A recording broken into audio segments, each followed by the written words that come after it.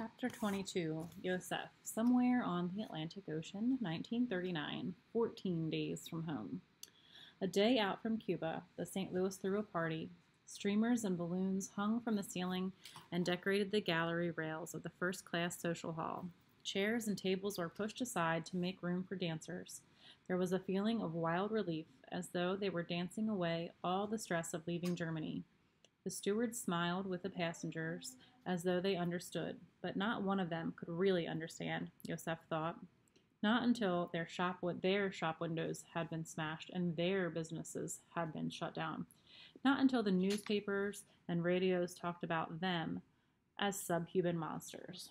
Not until the shadowy men burst into their homes and smashed up their things and dragged away someone they loved. Not until they had been told to leave their homeland and never ever come back. Still, Yosef enjoyed the party. He danced with his mother while Ruthie, Renata, and Evelyn ran in and out between people's legs all evening long. Yosef had been nervous about Cuba at first, scared of the unknown, but now he was excited to reach Havana, to start a new life, especially if it was one like this. Yosef's father stayed hidden away in their cabin the whole night, sure this was all just another Nazi trick. The next morning, breakfast in the ship's dining room was interrupted by the thundering, clanking sound of the anchors being dropped. Yosef ran to the window. Dawn had broken, and Yosef could see the Malecon, Havana's famous seaside avenue. The stewards had told them all about its theaters and casinos and restaurants and the Miramar Hotel, where all the waiters wore tuxedos, but the St. Louis was still a long way off from there. For some reason, the ship had anchored kilometers out from shore. It's for the medical quarantine, a doctor from Frankfurt explained to the small crowd who had gathered with Yosef at the porthole to look at Cuba. I saw them run up the yellow flag this morning before breakfast. We just have to be approved by the port's medical authorities first. Standard procedure. Yosef made sure he was on deck when the first boat from the Havana Port Authority reached the St. Louis. The Cuban man who climbed the ladder to sea deck from the launch was deeply tanned and wore a lightweight white suit. Yosef watched as Captain Schroeder and the ship's doctor met the man as he came aboard. The captain swore an oath that none of the passengers was insane, a criminal, or had contagious disease. That was apparently all that should have been required, because when the port doctor insisted he still be allowed to examine each and every passenger, Captain Schroeder looked angry. He balled his fists and breathed deeply, but he didn't object. He gave a curt order to the ship's doctor to assemble the passengers in the social hall and then marched away. Yosef ran back to his cabin and burst in on his mother packing the last of their things. Ruthie was helping her while Papa lay on the bed. The doctor from Cuba, he's going to make all the passengers go through a medical examination, Yosef told his mother, still panting from his run. They're gathering everybody in the social hall right now. Mama's shocked look told him she understood. Papa was not well. What if the Cuban doctor said he was too mentally disturbed to be allowed in Havana? Where would they go if Cuba turned them away? What would they do? Gathering us, Papa said. He looked even more frightened by the prospect than Yosef's mother had. Like a roll call? He stood up and backed against a wall. No, he said. The things that happened at roll call. The hangings, the floggings, the drownings, the beatings. He wrapped his arms around himself, and Yosef knew his father was talking about that place, Dachau. Yosef and his mother stood like statues, afraid to break the spell. Once I saw another man shot dead with a rifle, his father whispered. He was standing right beside me. And I couldn't move, couldn't make a sound, or I would be next. It's not going to be like that, dear heart, Mama said. She reached out to him, tentatively, gently, and he didn't flinch under her hand. You were strong once before, in that place. We just need you to be strong again, and then we'll be in Cuba. We'll be safe forever, all of us. It was clear to Joseph that his father was still lost in his memories of Dachau. As they led him to the social hall, Papa looked frightened, jittery. It scared Joseph when his father got this way, but he was even more scared that the doctor would see Papa's condition and turn them away. Joseph and his family joined the other passengers standing in rows, and the doctor walked among them. Papa stood beside Joseph, and the doctor got closer. Joseph's father began to make a low, keening sound, like a wounded dog. Papa was starting to attract the attention of the passengers around them. Joseph felt a bead of sweat roll down his back underneath his shirt, and Ruthie cried softly. "Be strong, my love," Joseph heard his mother whisper to his father. "Be strong like you were before." "But I wasn't," Joseph's father blubbered. "I wasn't strong. I was just lucky. It could have been me. Should have been me." The Cuban doctor was getting closer. Joseph had to do something. But what? His father was inconsolable. The things that he saw, Joseph couldn't even imagine. His father had only survived by staying quiet, by not drawing attention to himself. But now he was going to get them sent away. Suddenly, Joseph saw what he had to do. He slapped his father across the face, hard. Papa staggered in surprise, and Joseph felt just as shocked as his father looked. Joseph couldn't believe what he'd just done.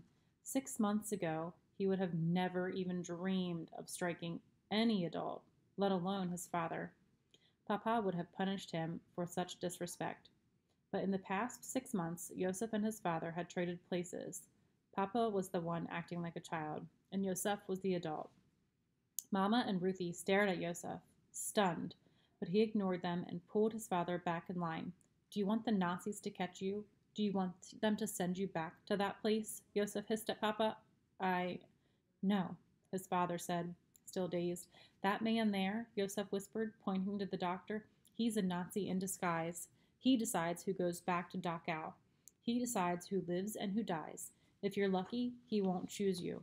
But if you speak, if you move, if you make even the slightest sound, he will pull you out of line, send you back. Do you understand?" Joseph's father nodded urgently. Beside him, Mama put a hand to her mouth and wept, but she didn't say anything. "Now clean yourself up, quickly," Joseph told his father. Aaron Landau dropped his wife's hand, dragged his oversized coat sleeve across his face, and stood rigidly at attention, eyes forward, like a prisoner. The doctor came down the row, looking at each person in turn. When he got to Papa, Joseph held his breath. The doctor looked Joseph's father up and down, then moved on. Joseph sighed with relief. They'd made it. His father had passed the doctor's inspection.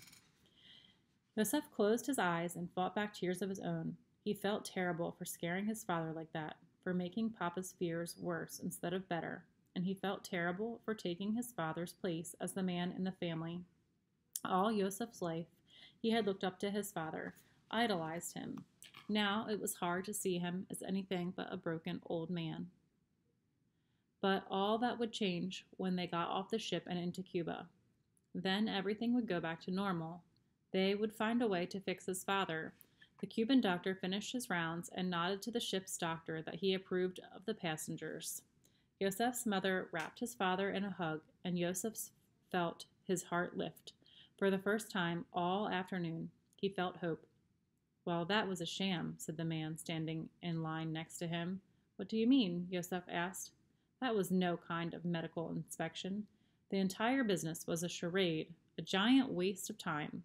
Joseph didn't understand. If it wasn't a proper medical inspection, what had it all been for? He understood when he and his family lined up at the ladder on sea deck to leave the ship. The Cuban doctor was gone, and he'd left Cuban police officers behind in his place. They were blocking the only way off the ship. "We've passed our medicals, and we have all the right papers," a woman passenger said to the police. When will we be allowed into Havana?" "Mañana," the policeman said in Spanish. "Mañana." Joseph didn't speak Spanish. He didn't know what mañana meant. "Tomorrow," one of the passengers translated for them. "Not today. Tomorrow." Chapter 23, Isabelle, the Straits of Florida, somewhere north of Cuba, 1994. One day from home. Isabelle hit the water and sank into the warm Gulf Stream. It was pitch black all around her, and the ocean was alive. Not alive with fish, alive like the ocean was a living creature itself. It churned and roiled and roared with bubbles and foam. It beat at her, pushing her and pulling her, like a cat playing with the mouse it was about to eat. Isabelle fought her way back to the surface and gasped for air. Isabelle, her mother shrieked, her arms stretching out for her. But there was no way her mother could reach her. The boat was already so far away. Isabelle panicked. How was it so far away already? We have to get the boat turned, Isabelle heard Louise cry. If we don't meet the waves head on, they'll roll us over. Dad, Yvonne yelled. Isabelle spun in the water, and a wave slammed into her, filling her mouth and nose with salty water and sweeping her under again. The wave passed, and she broke the surface, gagging and choking, but she was already moving toward the place where she had seen Senor Castillo's head before it went under. Her hand struck something in the dark water, and Isabelle recoiled until she realized it was Senor Castillo. The sea was tossing him around, but he wasn't moving on his own. He wasn't fighting to get back out of the water. Isabelle took in as much air as she could and dove down beneath an oncoming wave. She found Senor Castillo's body in the dark, wrapped her arms around him, and kicked as hard as she could for the surface. The ocean fought her, sweeping her legs out from under her and spinning her all around. But Isabelle kicked until her lungs were about to burst. And at last she exploded up into the cold air, gasping. There they are, Yvonne cried. Isabelle couldn't even try to look for the boat. It was all she could do to keep Senor Castillo's lolling head above water and catch quick breaths before the waves rolled over them both. But the waves seemed to be smaller now, still deadly, but not as high and fast. Isabelle began to feel the rhythm of the sea, the sing-song lullaby of it, and it was easy to close her eyes, to stop kicking, to stop fighting. So she was so tired, so very, very tired. And then Yvonne was there in the warm water with them, his arms around her, like they were back in the village playing together, in the waves on the beach. Here, they're here, Yvonne shouted. Her boat was now alongside her, and her head thumped into the side of it as a wave washed over her. Hands lifted Senor Castillo from her, and soon they dragged her over the side of the boat, too. She splashed back down into the half-meter of water that filled the boat, but she was away from the waves, the never-ending waves, and she collapsed into her mother's arms. Rudy, oh God, Senor Castillo cried, clutching her husband's hand. Senor Castillo was unconscious. Luis and Papi had laid him out on one of the benches, and Isabelle's grandfather was pumping his stomach like an accordion. Seawater burbled up out of Senor Castillo's mouth, and he suddenly lurched, coughing and spluttering. Alito and Papi and Luis rolled him over and retched up the rest of the ocean water he'd swallowed. Rudy, Senora Castillo said. She wrapped him in her arms and sobbed, and then everything was quiet and still, but for the gentle lapping of the sea against the side of the boat and the sloshing of the water inside it. The tanker had passed. Amara stood at the back of the boat, keeping the rudder straight against the waves, but the engine was dead again. Like everything else, it had been swamped. Senora Castillo reached for Isabelle's hand and squeezed it. Thank you, Isabelle. Isabelle nodded, but it came out more like a shudder. She was freezing cold and soaked from head to toe, but at least she was back in her mother's arms. Mommy hugged her close, and Isabelle shivered. We need to get the water out of the bottom of the boat, Papi said. It was strange to Isabelle to hear her father talk about something so normal, so practical, when Senor Castillo had almost drowned and the boat had almost rolled over and sunk. But he was right.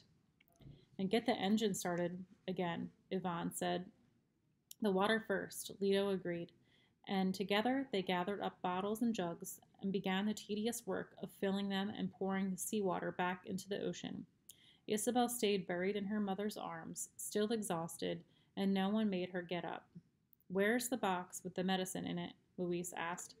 There weren't too many places it could be in the small boat, and they quickly decided it must have fallen overboard in the confusion. Gone were their aspirin and bandages, and Senor Castillo was still dazed and weak. It was bad, but if they got the boat bailed out, and if they got the engine running, and if they got back on track with the sun tomorrow, and if they didn't run into any more tankers, they could make it to the States without needing the medicine or matches. If, if, if. They bailed the water the rest of the night, taking turns dozing in the uncomfortable, crowded little boat. Isabelle didn't even realize she'd fallen asleep until she jerked awake from a nightmare about a giant monster coming for her out of the dark sea. She cried out, looking this way and that, but there was nothing but blue-black water and gray skies tinged with the red of the sun all around them for miles and miles and miles. She closed her eyes and took deep breaths, trying to calm down. The boat rocked again, and Amara struggled to keep the rudder steady. She had taken over as pilot whilst the New York Castillo recovered, but they still hadn't gotten the motor running again. The Gulf Stream would carry them north, toward Florida, but they would need the engine to reach the shore. Isabelle's mother leaned over the side of the boat and threw up into the sea. When she slid back down inside, she looked green. The boat was rocking so much now, Isabelle couldn't sit on the bench without holding on. The waves were growing higher and higher. "What is it?" Yvonne said sleepily. "Another tanker?" "No. Red sky at morning. Sailors take warning," Leto said, looking up into the red-tinged clouds. "A storm is coming." Chapter 24. Mahmoud, Izmir, Turkey, 2015, 11 days from home. "God help us. That is what we're going to ride in," Mahmoud's father said. The boat wasn't a boat. It was a raft. A black, inflatable rubber dinghy with an outboard motor on the back. It looked like there was room for a dozen people in it. 30 refugees waited to get on board. They all looked as tired as Mahmoud felt and wore different colored life jackets. They were mostly young men, but there were families too, women with and without hijabs. Other children, some who looked to be about Mahmoud's age. One boy in a Barcelona soccer jersey didn't have a life jacket, but clung instead to a blown-up inner tube. A few of the other refugees had backpacks and plastic bags full of clothes, but most of them, like Mahmoud's family, carried whatever they owned in their pockets. Let's go," one of the smugglers said. 250,000 Syrian pounds, or 1,000 euros per person. Children pay full price, including babies, he told Mahmoud's father. There were 2 more Turks in tracksuits, like the ones who had turned them away from the mall, and they stood apart, staring at the refugees like they were something disgusting that had just washed up on the beach. Their scowls made Mahmoud want to disappear again. Dad handed out their life jackets, and they put them on. Mom stared out at the black dinghy bobbing in the gray-black Mediterranean seawater. She grabbed her husband's arm. "What are we doing, Yusuf? Is this the right decision?" "We have to get to Europe," he said. "What choice do we have? God will guide us." Mahmoud watched as his father pushed the cash they'd saved into the hands of one of the smugglers. Then Mahmoud and his family followed his dad to the dinghy, and they climbed on board. Walid and his mother sat down in the bottom of the dinghy, his mother holding Hannah tight in her arms. Mahmoud and his father sat on one of the inflated rubber edges, their backs to the sea. Mahmoud was already cold, and the wind off the waves made him shiver. A big, bearded man wearing a plaid shirt and a bulky blue life jacket sat down right next to Mahmoud, almost squeezing Mahmoud right off the edge. Mahmoud slid a little closer to his father, but the big man next to him just settled into the extra space. "How long will we be on the boat?" Mahmoud asked his dad. "Just a few hours, I think. It's hard to tell on the phone." Mahmoud nodded. The phones and chargers were safely sealed away in plastic bags in his parents' pockets, just in case they got wet. Mahmoud knew because he'd been the one who dug through the trash for resealable zipper bags. "We don't have to get all the way to the Greek mainland," Dad said. "Just the Greek island of Lesbos, about 100 kilometers away, and then we're officially in Europe, and we can take a ferry from there to Athens." When the smugglers had packed the dinghy full of refugees, they pushed it out to sea. None of the smugglers came with them. If the refugees were going to get to Lesbos, they were going to have to do it themselves. "Does anyone know if dinner is served on this cruise?" Mahmoud's father asked, and there were a few nervous laughs. The outboard motor roared to life, and the refugees cheered and cried. Dad hugged Mahmoud, then reached down to hug Mom, Walid, and Hannah. They were finally doing it. They were finally leaving Turkey for Europe. Mahmoud looked around in wonder. None of this seemed real. He had begun to feel like they were never going to leave. Mahmoud had been so tired he could barely keep his eyes open before. But now the thrum of the motor and the chop of the boat as it hit the water